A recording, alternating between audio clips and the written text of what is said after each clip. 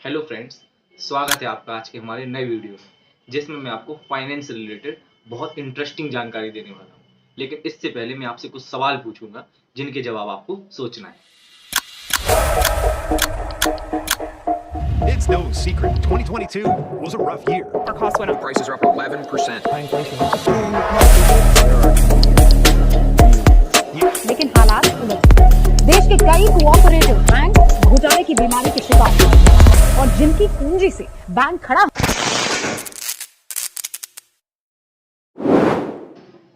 क्या आपने कभी सोचा है कि जिस बैंक में आपने अपना पैसा जमा किया है, आखिर वो बैंक आपके पैसे का क्या करता है? और अगर क्या होगा कि एक साथ सारे लोग बैंक में अगर पैसा निकालने के लिए चले जाते हैं, तो क्या बैंक उनका पैसा दे पाएगा? क्या आपने कभी सोचा है कि जिस बैंक में आपका पैसा जमा है, यदि वो बैंक दिवालिया हो जाता है यानी डूब जाता है, तो वैसी स्थिति में आपके पैसे का क्या होगा?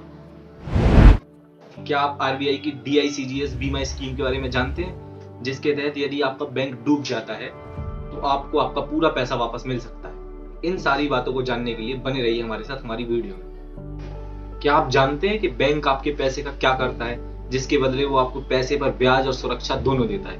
मैं समझाऊंगा आपको बिल्कुल आसान शब्दों में। जब भी आप अपने बैंक में आप पैसा जमा करते हैं, तो बैंक उस पैसे को अपने पास नहीं रखता, वो किसी अन्य व्यक्ति को ब्याज पर उधारी के तौर पर दे देता है, जिससे उसे ब्याज प्राप्त होता है। आप इस प्रकार समझिए, यदि व्यक्ति A ने बैंक में कुछ पैसा जमा किया, तो बैंक उस पैसे को व्यक्ति B को उधारी पर दे देगा और उससे कुछ ब्याज प्राप्त करेगा। उदाहरण के तौर पर यदि व्यक्ति B से बैंक 10% ब्याज लेता है, तो व्यक्ति A को 10% ब्याज ना देकर कुछ कम देगा, और जो बीच का एक्स्ट्रा ब्याज का प्रॉफिट बचेगा वो बैंक की इनकम होती है, जिस पर बैंक पूरा चलता है।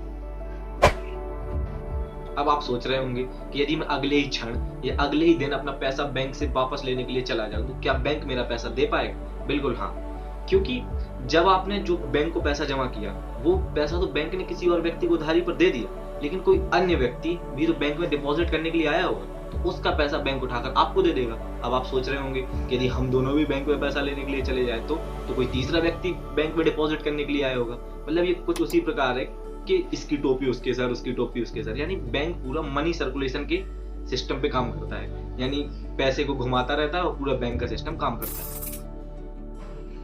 आप SBI बैंक के सिंपल उदाहरण के जरिए समझिए।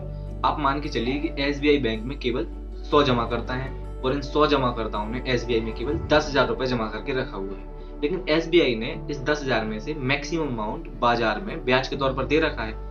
SBI बैंक इस अनुमान पे काम करता है, या कोई भी बैंक इस अनुमान पे काम करता है कि एक साथ सारे लोग कभी बैंक में पैसा निकालने नहीं आएंगे। मैक्सिमम यदि 10-20 लोग आ भी जाते हैं, तो इतने ही लोग और जमा करने के लिए पैसा आ जाएंगे। अर्थात इस तरीके से एक संतुलन बना रहेगा, यानी जितने लोग पैसा निकालने आएंगे उतना ही जमा कर जाएंगे। इस तरीके से पूरा बैंकिंग सिस्टम चलता रहता है। और यदि एक साथ सारे लोग पहुंच जाते हैं, तो कोई भी बैंक उनका पैसा नहीं दे पाएगा, और ऐसी स्थिति में बैंक को कंगाल या दिवालिया घोषित कर दिया जाएगा, और इस स्थिति में आपका पूरा पैसा डूब भी सकता है। अब मैं आपको बताता हूं कि जिस बैंक में आपका पैसा जमा है, यदि वो बैंक डूब जाता है या भाग जाता है, तो ऐसी स्थिति में आपका पैसा आपको RBI की deposit insurance credit guarantee corporation के जरिए कैसे और कितना पैसा वापस मिलेगा। अब मैं आपको इस बीमा योजना के बारे में HDFC बैंक और 4 लोगों के सिंपल एग्जांपल के जरिए समझाता हूं। इन 4 लोगों में एक का नाम अभिषेक, एक का नाम विक्की, एक का नाम अंकित और एक आप है। ठीक है, इसमें से अभिषेक का HDFC बैंक पे 1.5 लाख रुपए जमा है, अंकित का 3.5 लाख रुपए, विक्की का 5 लाख रुपए और आपका लगभग 15 लाख रुपए जमा है।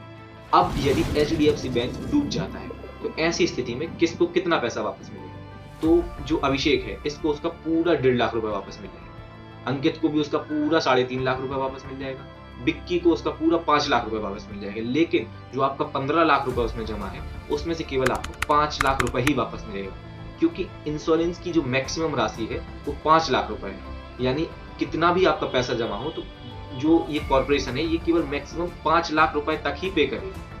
तो आई थिंक आप इस बात को समझ गए होंगे। अब आप सोच रहे होंगे कि मैं क्या करूं, सारा पैसा बैंक से निकाल के घर में रख लूं? नहीं, अब मैं आपको एक शानदार टिप देने वाला हूं, जिससे आपको, अगर आपका बैंक डूब जाता है और इस कॉर्पोरेशन के अंतर्गत आता है, तो आपको मिनिमम नुकसान होगा। अब आपको सबसे पहले देखना होगा कि आपका बैंक, यानी जिस बैंक में आपका पैसा जमा है, वो बैंक इस क्रेडिट कॉर्पोरेशन के अंतर्गत आता है कि नहीं। इसको देखने के लिए आप इस कॉर्पोरेशन की साइट पर जाकर विजिट कर सकती हैं, जिसकी लिंक मैं आपको डिस्क्रिप्शन में दे दूंगा। और कुछ सरकारी और कुछ प्राइवेट, यानी कुछ पब्लिक और कुछ प्राइवेट सेक्टर के बैंक ये रहे जिनमें आप देख सकते हैं। यदि आपका इनमें से किसी बैंक में अकाउंट है तो आपको घबराने की बिल्कुल जरूरत नहीं है, आपको आपका पैसा मिल जाएगा।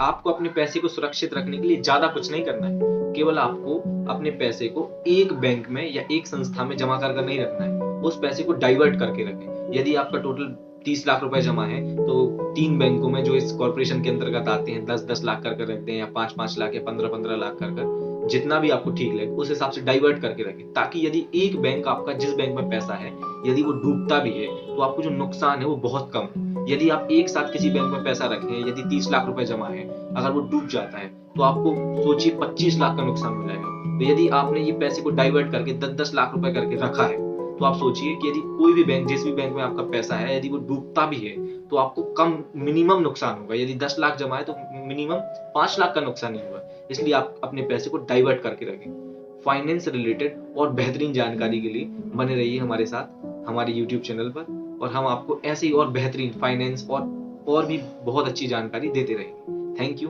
मिलते हैं नेक्स्ट वीडियो में।